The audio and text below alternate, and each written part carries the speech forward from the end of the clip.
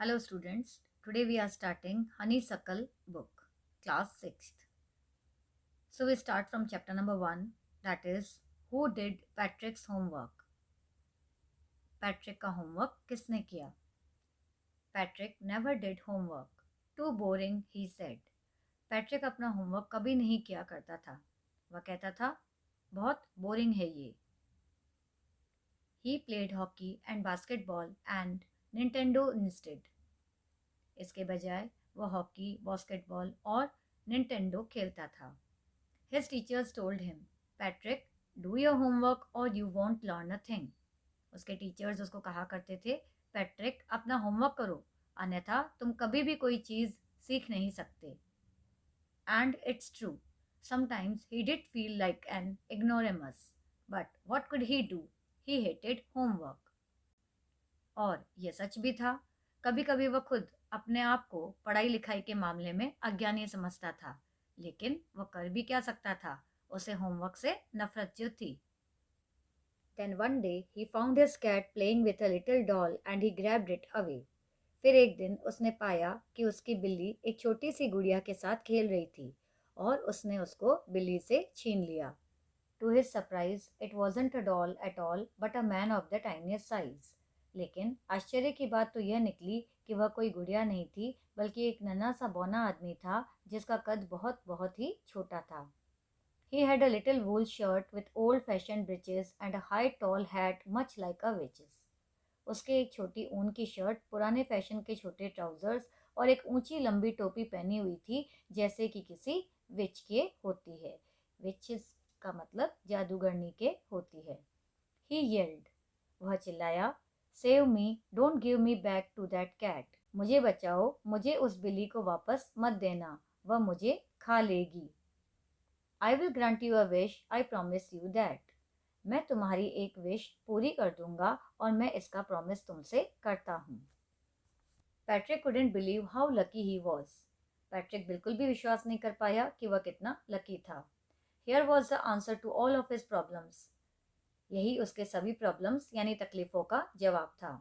So he said, only if you do all my homework till the end of the semester, that's 35 days, if you do a good enough job, I could even get A's. इसलिए वह बोला, यह तो तभी होगा जब तुम मेरा सारा होमवर्क, वह भी सेमेस्टर के आखिर तक यानी 35 डेज 35 दिनों तक करोगे. अगर तुमने अच्छा कार्य किया तो मुझे ए भी मिल सकता है.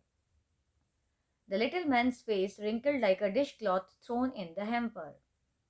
उस छोटे से आदमी का चेहरा झुर्रियों जैसा हो गया. वह दुखी हो गया जैसे कि किसी कपड़े को जिसे डिशेस पोंछने में लिया जाता है उसे बंद ढक्कन या टोकरी में फेंक दिया जाता है. He kicked his legs and doubled his fist and he grimaced and scowled and pursed his lips. Oh, am I cursed, but I will do it.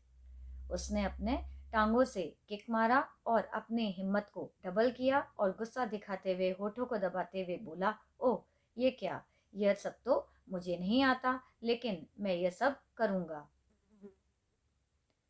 And true to his word, the little elf began to do Patrick's homework.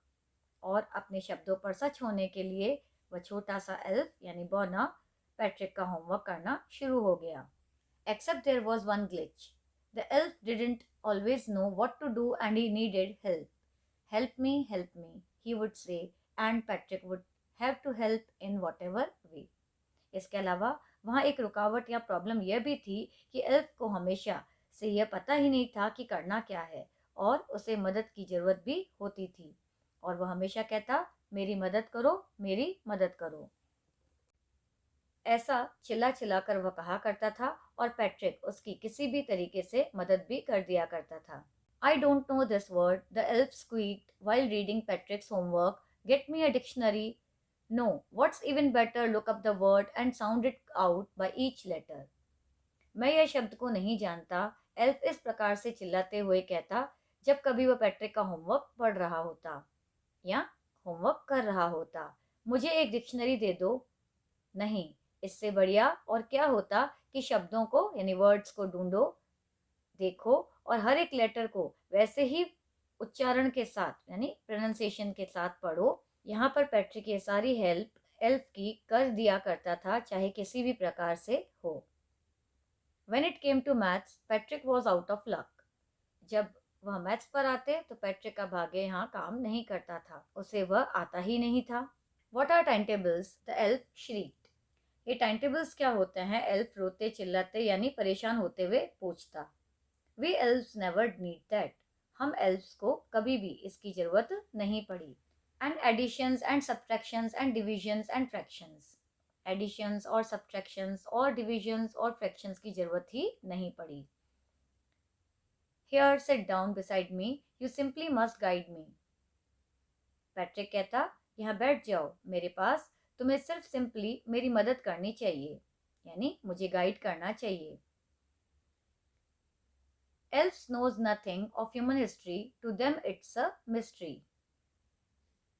Elf कहता, हम elves कुछ भी human history के बारे में नहीं जानते हैं, यह तो उनके लिए एक मिस्ट्री यानी एक रहस्य की तरह है। So the little elf, already a shouter, just go louder, go to the library, I need books, more and more books, and you can help me read them too. तो पैट्रिक कहता, इसीलिए छोटे से बौने, तुम पहले से चिल्लाने वाले अभी भी वैसे ही तेज बोलने वाले हो, और लाइब्रेरी जाओ, मुझे किताबों की जरूरत है, ज़्यादा और ज़्यादा किताबों की, और तुम मेरी मदद उनको पढ़ने में भी कर सकते हो। As a matter of fact, every day in every way that little elf was a nag. जैसा कि सही था, मैटर ऑफ फैक्ट था कि हर दिन हर तरीके से वह छोटा सा बौना पैट्रिक को तंग कर रहा था। Patrick was working harder than ever and was it a drag? Patrick पहले से भी ज़्यादा मेहनत कर रहा था, और क्या वह सब उसके लिए डल और अनइंटरेस्टिंग था? नहीं। He was staying up nights, had never felt so weary, was going to school with his eyes puffed and blurry. वह रातों रात जग रहा था, मेहनत कर रहा था, इतना थका हुआ उसने अपने आप को कभी महसूस नहीं किया था, और अपनी आंखों में सूजन व नींद की कमी की वजह से धुंधलाहट लिए रोज स्कूल भी जा रहा था। Finally, the last day of school arrived and the elf was free to go. Finally, आखिरकार आखिरी दिन स्कूल का आ गया था और एल्फ को फ्री कर दिया गया था ताकि वह चला जाए। As for homework, there was no more, so he quietly and slyly slipped out the back door. जहाँ तक होमवर्क की बात है, वह भी अब ज़्यादा नहीं था, इसलिए वह एल्फ चुपचाप और चुपके से घर के पीछे के दरवाजे से चला गया, या ये कह सकते हैं खसक गया। Patrick got his A's, his classmates were amazed, his teachers smiled and were full of praise.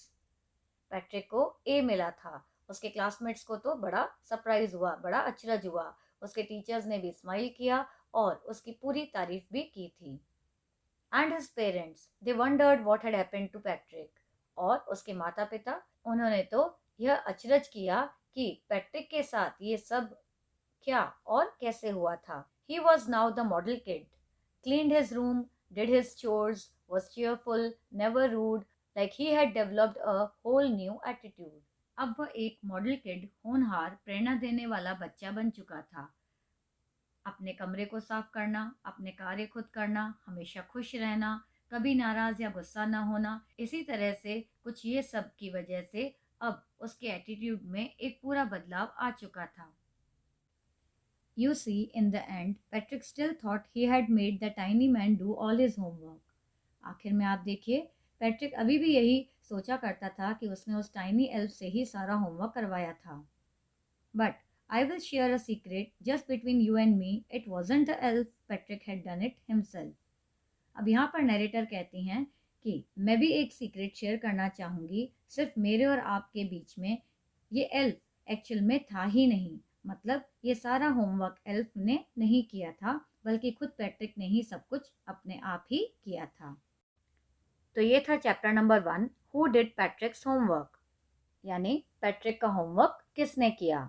इसके अगले वीडियो में हम अ हाउस अ होम पढ़ेंगे। Thank you.